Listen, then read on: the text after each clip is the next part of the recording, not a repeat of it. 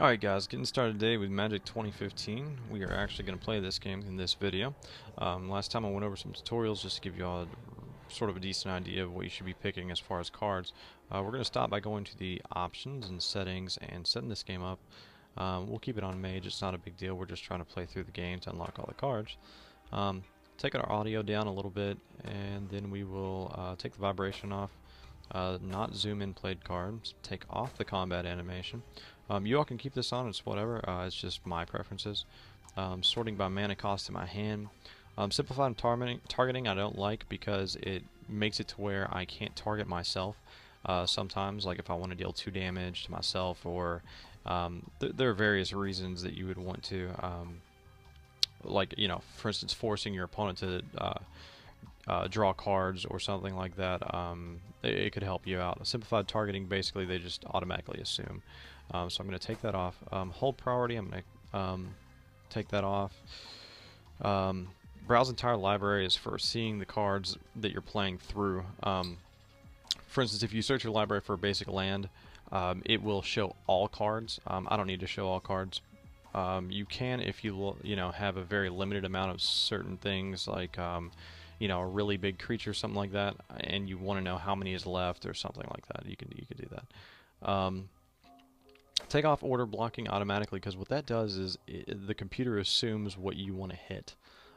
Sometimes your creature doesn't have enough damage to kill 2 creatures if your opponent double blocks, and if that happens, then you really want to be able to say which one you want to die. Always use optional abilities. I'm not going to do that. Auto resolution's fine, and then auto land automatically adjusts your land whenever you're creating decks, and I'm going to take that off. Back out of here. It's also extremely important to change this persona. Ugh. Let's see if we got any more in here. Let's see.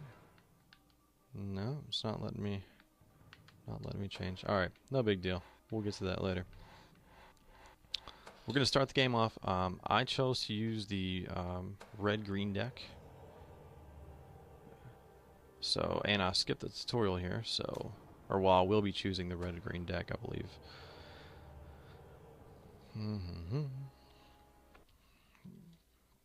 Alright, this hand is terrible because we only have 1 land and a bunch of red stuff in our hand, and only, you know, it's going to be till the 2nd or 4th turn to be able to use anything, so we got to draw something new. This is better. Still not great, but better. We're going to drop this so we can play the shock should we need to.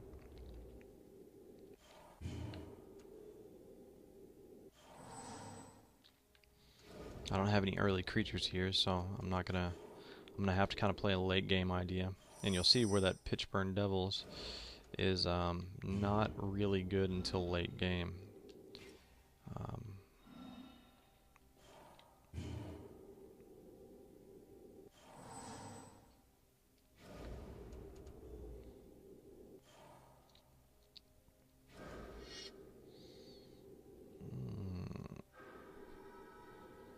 Alright, that guy's a 2/2. I could shock it. It's not really a big deal right now. And I get more value by doing some other things, maybe.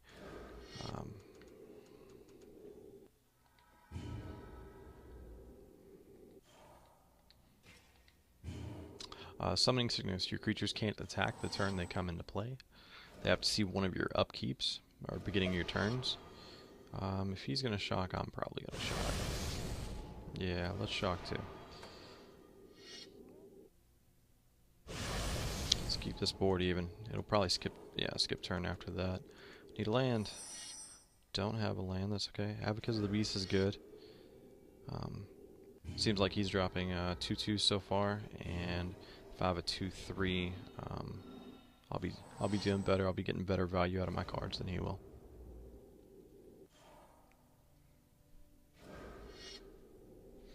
Now the 5/3 is dangerous.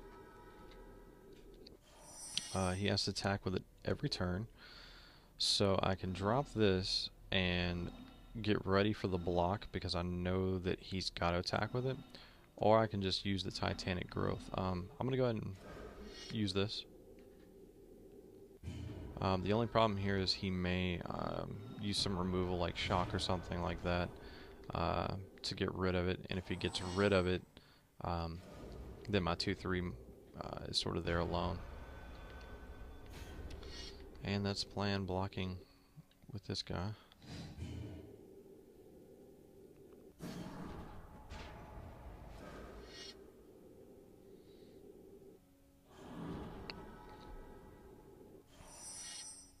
Let's see here. I'm going to swing across, see. He'll probably block with one. He might not block at all, and he might just swing at me afterwards. That's most likely what he'll do. Then I'm going to play the Wandering Wolf. Still need some land.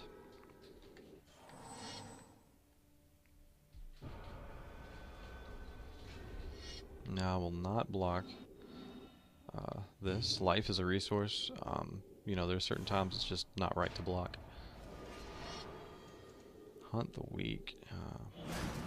Alright, that's fine. He had to technically use an extra card to get rid of it, and he only hit me for a point of damage, so that's really not that big a deal. Now, a lot of people are going to use the Titanic Growth right here. There's no reason to. You want to use it either for protection or to get rid of something big. You usually don't want to deal damage to the life total with Titanic Growth unless it's like a fight, like a final blow of some sort.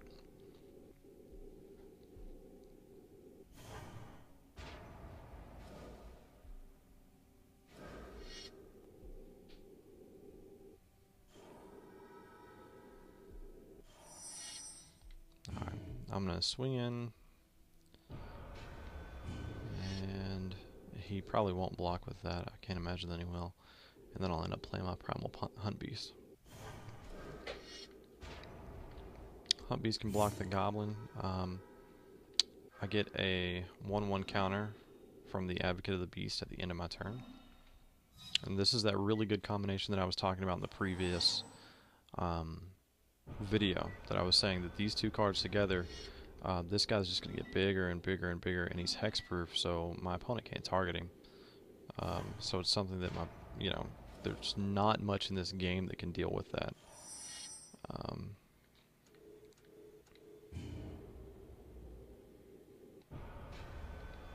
I'm just going to swing every turn now until he brings out something big.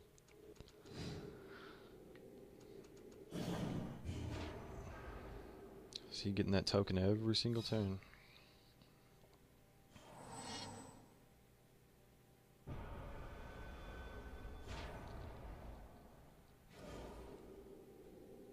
And he's getting all of our lands.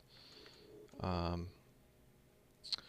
got a couple options here. Either number one, I can swing in, which is just fine, or I can use the Hunt of the Weak to put a target on this guy and then swing for 8 total. If I had a little bit more mana, I would probably do that, because I could potentially do that and the Titanic Growth if I had 6 mana, and then I could be lethal right here. But since I'm not going to be lethal anyway, I'm not going to waste it, and hopefully he'll just block with this creature.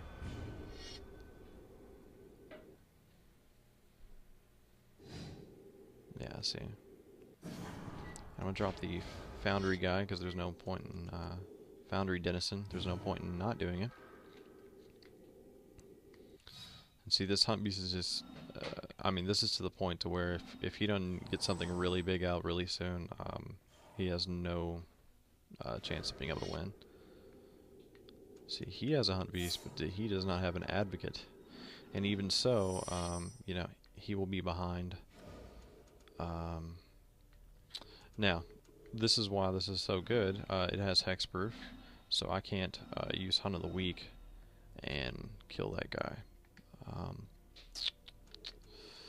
So the best thing to do here is swing in. I think he'll block my Advocate of the Beast here. I'm not entirely sure. Okay, he didn't. That's fine. And I'm going to play this because it has Trample, which will trample over to his life total. And I can actually put, a token from the Advocate directly onto him. And now I have multiple threats, and he's pretty much dead this turn.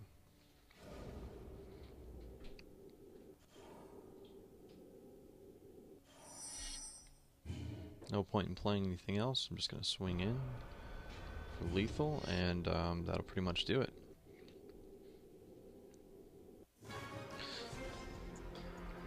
Unlocked an achievement. Cool. I'm going to continue. And then we get a booster pack.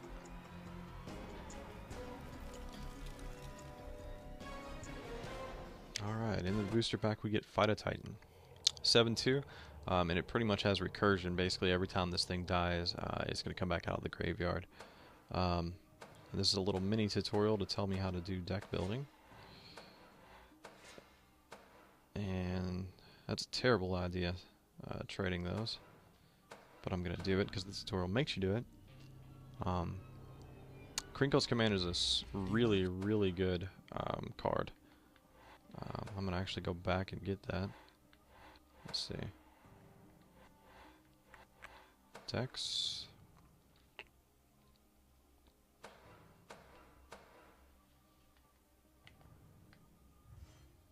Oh, they're making me do it all. Alright.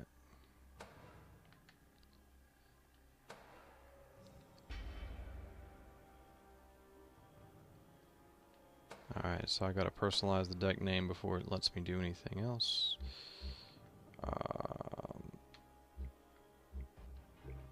I'm just gonna call it D. That's fine. Oh shoot.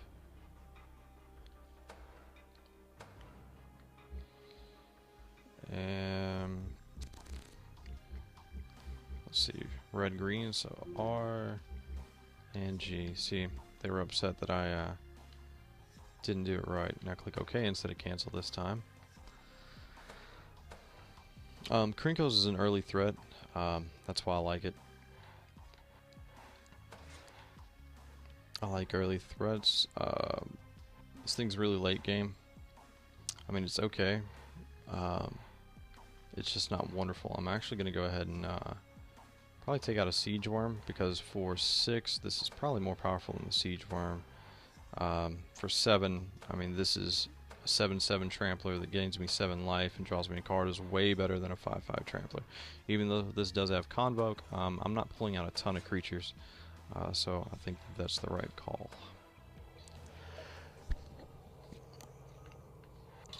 Squeeze one more in here. And we are going to start an Innistrad.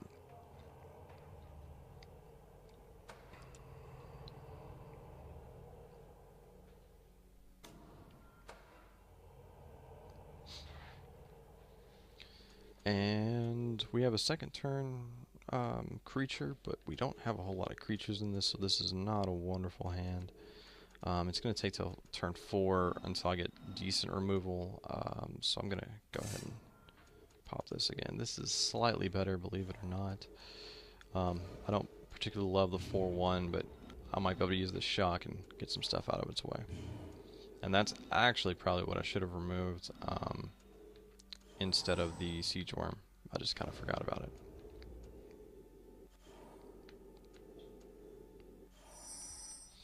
Of course, if I get this thing out early and start swinging, you know, 4 to the living death face here, I'm fine with that too.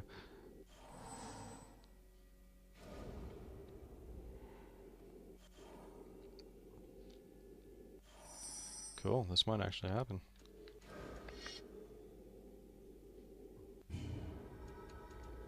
See, and this is what I mean with the Convoke. Like, if I had 3 creatures out right now, on turn 4 this thing would be amazing. But, I mean, it's just not going to be good for a little while.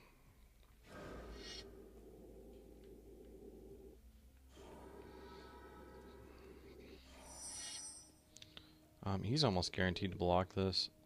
So I'm just going to go ahead and burn it out of the way and get that 4 in there.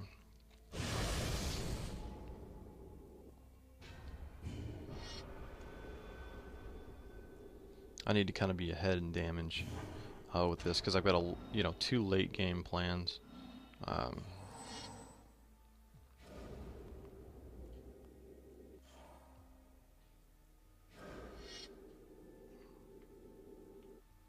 What's that guy do? 2/2. Alright, now this is earlier, you know, I was talking about how This is almost like removal because it has first strike. What's going to happen is now I'm attacking with 7. If he blocks, my creature won't die. So he's going to have to use some type of removal on this creature. And if not, he was going to take 7 to the face. That's why I decided to block there. Or she, Living Death.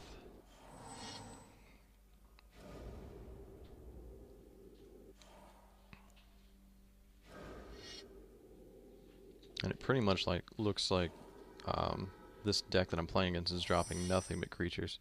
So it's okay to just swing, swing, swing every single turn. Now I'm going to drop the Siege Warren this turn. 5/5 Trampler for 7. Oh, I'm sorry, next turn. Pitchburn Devils this turn. And you see what I mean? A 5/5 for 7 is just too much. And in a red-green deck, this would be okay in that green-white deck because you'd be dropping a ton of soldiers and small creatures. But in the red-green deck, there's just not enough creatures to convoke. It's kind of just a terrible game plan. He has a 5/3. It can kill my 3/3, but not my 7/1. So I'm going to swing, and if he blocks this, that's fine because it'll deal the damage, kill his creature, and then deal 3 to his face, which would be a total of 10 for this turn. And if he blocks the 7/1, then I'm still getting 3 in.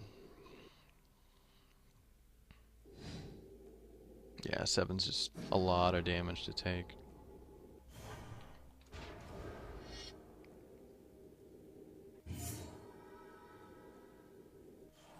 The computer does not want to take 7 damage. That is a lot. It's doing all that math and going, nuh-uh.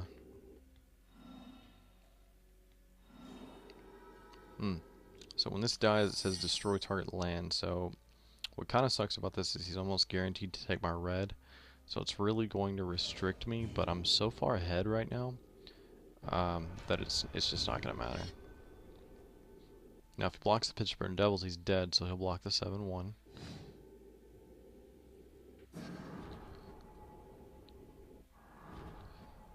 And we're going to play the Wandering Wolf.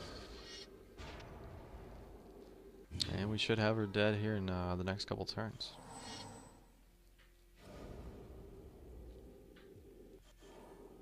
Nothing to play. What could this AI be holding?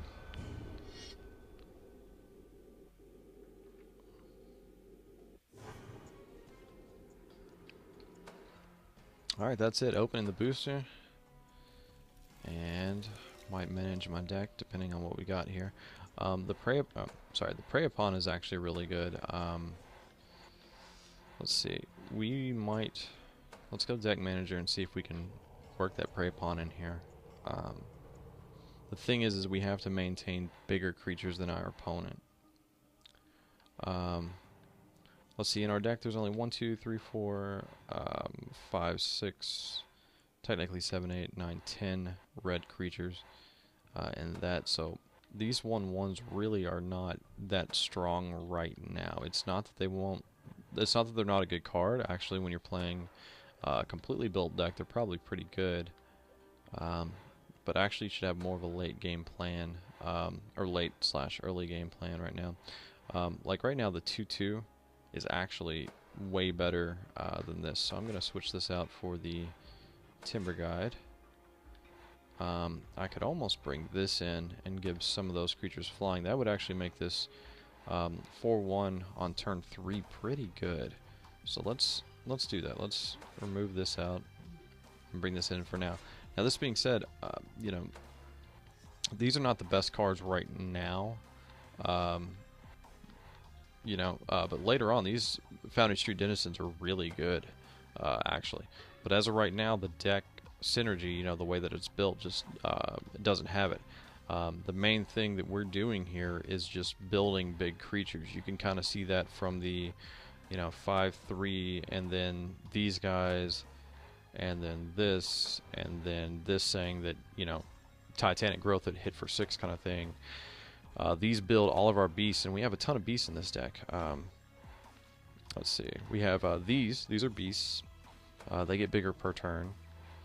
The this guy here is a beast. He's hexproof. He's probably our best. He's a beast, and that's kind of it. The rest of these are worms. But if we can give one of these flying, then we're solid. That's it. No more beasts up here. We didn't get to use the prey pawn right now, because there's not really anything to take out for it. Maybe the act of treason, but we just sort of need to build a better creature foundation before prey pawn's going to get better. If we had like 2 or 3 more of these in there, you know, some rock type creatures, then the prey pawn's going to get better and better. So that's going to pretty much wrap it up for this video. I'm going to continue this series, basically just, you know, a beginner how to play through the campaign, you know, give you some tips and tricks and things like that. I'm going to end up doing some advanced videos, you know, some actual multiplayer gameplay for the more advanced players. But if you're a beginner, keep sticking in, you know, checking in with this channel and everything, and then yeah, I'll get more and more tutorials out and play through the Magic 2015 campaign. Thanks, guys.